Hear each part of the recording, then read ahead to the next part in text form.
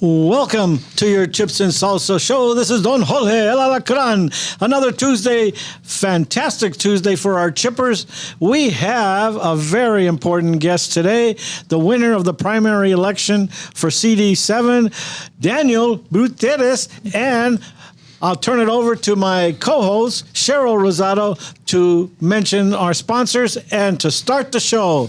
Thanks, George.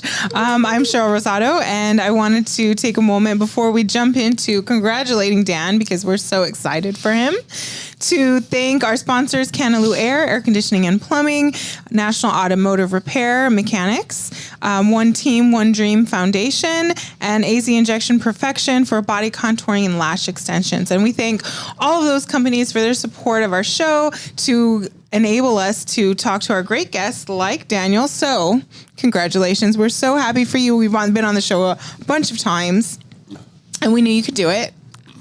Well, thank you, Cheryl. Jorge. And we hope we kind of pushed you to the, a lot of people. It worked. It worked. It all worked. He was our man. He was our man. And now we're headed into the general. Well, a couple things. One, we really need the Republicans to get out this September. They've got to turn out. We had there were 3 Democrats with name recognition. They spent over $2 million. They had commercials back to back. They had 4,500 door knockers, and still 120,000 Democrats stayed home because they were so disenfranchised with the options they had. So if we get the Republicans out, we can win this thing. Democrats out. What date is it? I think it's the end of August till September 23rd is the voting period. Okay. September 23rd is the day to vote. I did go out and knock doors in CD7, so I was part of the effort to make Republicans aware that there was a special election, and I feel like a lot of them, a lot of people were like they weren't sure, they hadn't heard of it, or they weren't sure.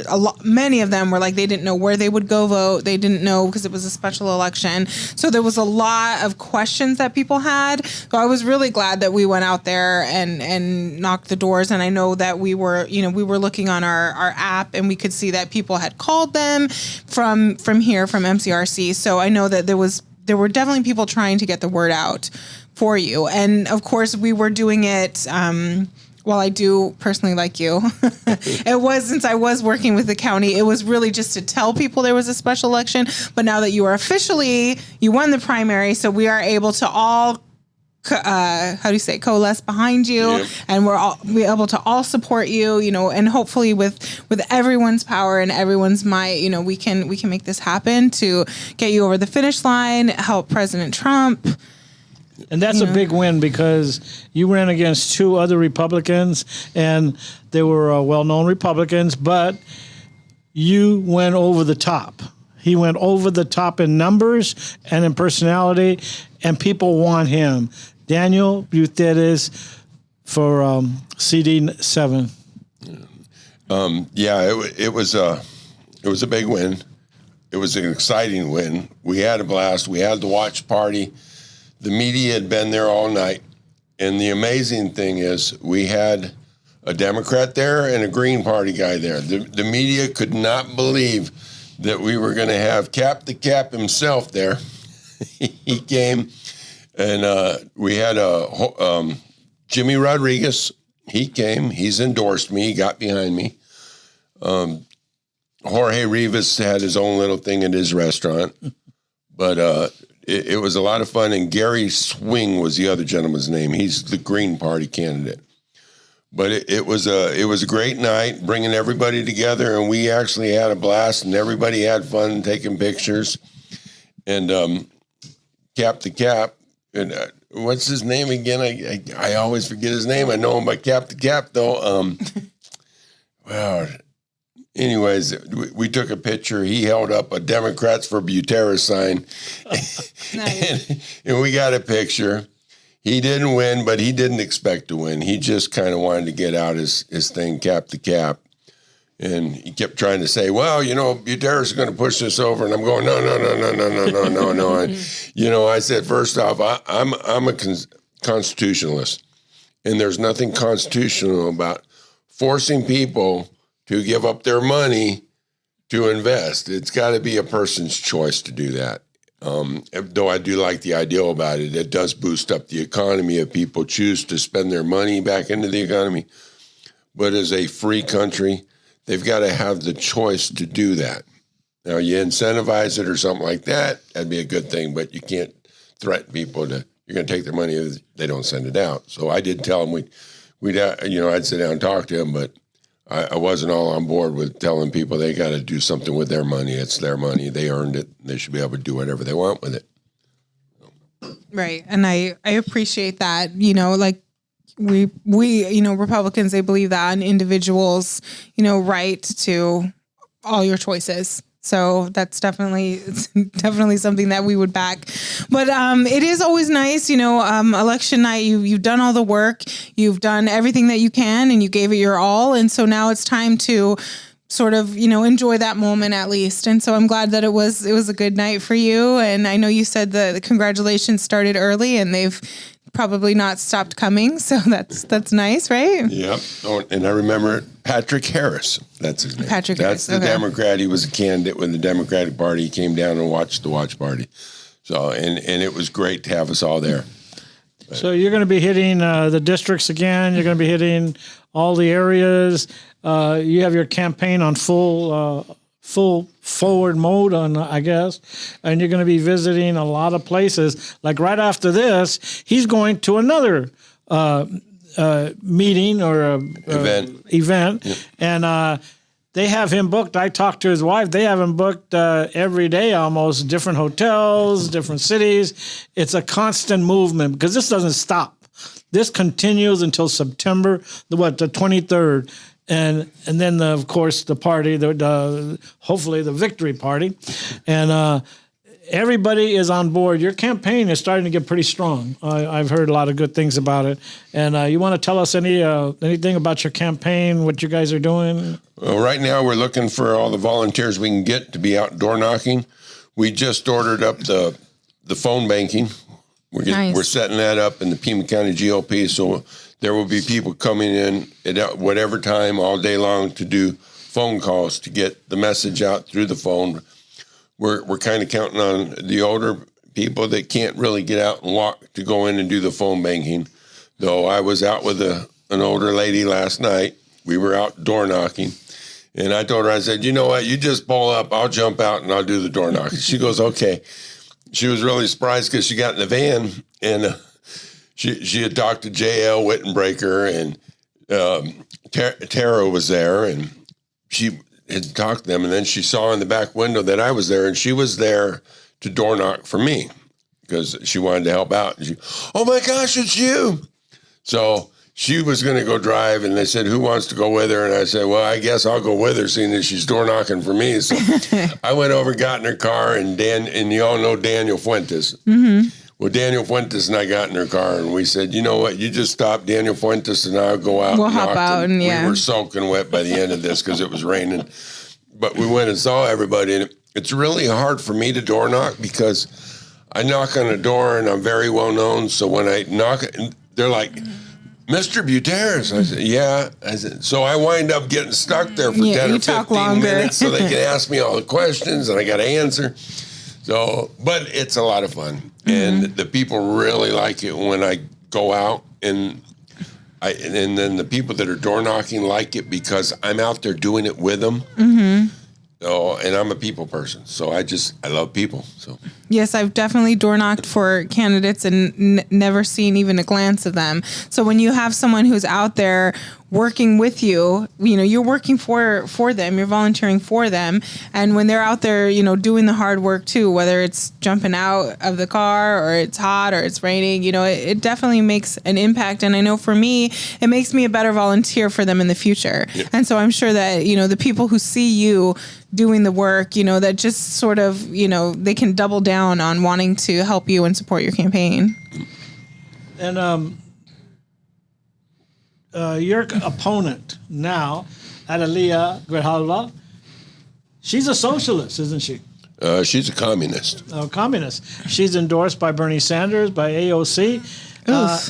And we all knew that Grijalva was a socialist anyway. But, I mean, he didn't hide it. And she's not hiding it either. She's trying to paint herself as an everyday person. But people have to realize a zebra without the stripes is still a zebra. So the tiger without the spots is still a tiger or whatever. Tigers have stripes. But that's what it is. Daniel is a true Republican, a true conservative, a man for the people. So you don't have to be a Republican. You could be a Democrat. He will represent you. He's a man for the people. He's not going to pull the wool over your eye like Adelia is going to do. She's currently holds an elected position. She just gave up her elected position. What was she? She was chair of the Pima County Board of Supervisors, which is very important that we get this message out. And I'm going to make her the face of the homeless. Because she created a homeless situation in Tucson, Arizona. Her, Regina Romero, Tucson is completely controlled by the far left. And I'm not gonna put it off and say Democrats. I'm gonna say far left extremists control Tucson. And the homeless crisis has gotten out of control. Food City we heard an announcement that they were closing Food City. They made the excuse that they got less foot traffic, so they can't stay open because they don't have the foot traffic they used to have. Okay. I called BS on that, and we held a press release. We had KGUN 9 was there, and KVOA 4 in Telemundo. They all showed up at the press conference, and I spoke to them. After speaking to all the customers, going into asking the employees why they thought the real reason was that Food City was closing. They said the theft. I figured. You know, who's stealing? The homeless. And people don't want to come here because of the homeless.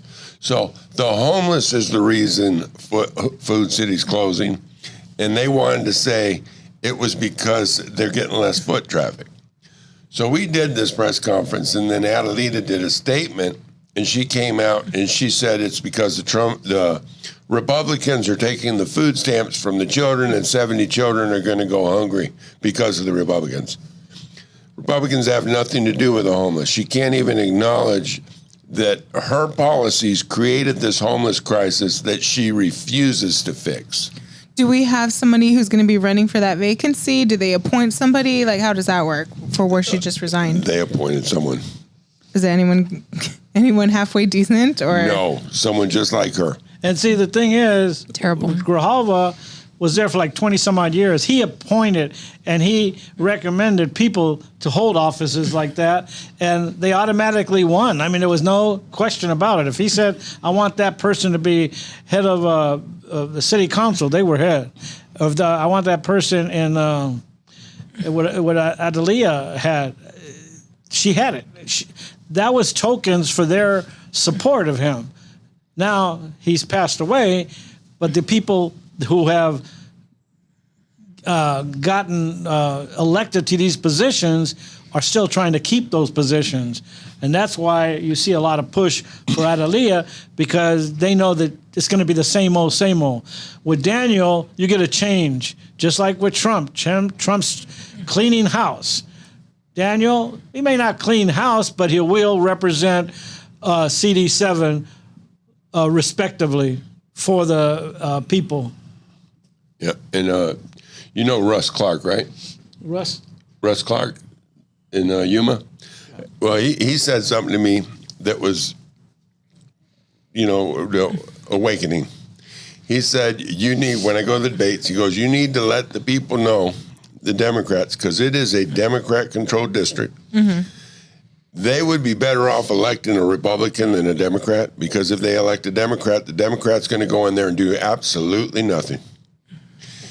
If they elect a Republican, the Democrats can hold the Republicans' feet to the fire so that he's in there working to get stuff done and bring resources back to Arizona, because the Republican's going to want to keep his job. Mm-hmm. The people of CD7, most Hispanics, are conservative. Their values align with Republicans. Republicans just don't reach out to them. I have been doing that nonstop. I believe many of the 120,000 that did not show up for Adelita are going to show up to vote for me because they're ready for change. Change is inevitable, but what Adelita's trying to push is the same. She wants to continue her dad's legacy, keep doing the same things, which and you'll hold this office from now until 2026, and you'll run again. The people have a choice. They could either bring somebody else, because Adelita would have lost if Daniel would have won. If Daniel wins, so then they have a choice. Let's see who we can bring in that's better than Adelita and better than Daniel. But if Daniel does a good job, they're not going to want to change Daniel. So it's like this is something that's going to be amazing to watch. Voter education is what's going to make a difference in this election. So is pounding the pavement, getting your volunteers out there, knocking doors to let people know that you share their values. And you might have an R, they might have a D, but if you share their values and you want to represent them, and that's going to be a change because there's been no representation. The congressman was sick for a long time. He wasn't going to meetings. He was missing votes, and this will be, but like I said, it's going to be voter education. Is letting them know that you don't have to just vote for whoever has the D. You want to vote for the best person for the job, and you want to show them that it's you. Absolutely. This is going to be boiled down to voter turnout. That's the biggest thing. This is going to be one based on whether or not we turn enough Republicans out to win this. They got 54,000 votes. I believe they got 54,000 votes between all of them, which means Adelita's probably going to get less than that because a lot of them that voted for the other candidates aren't going to vote for her, and we can win this thing. So we have to turn this around and make people accountable for the office they hold.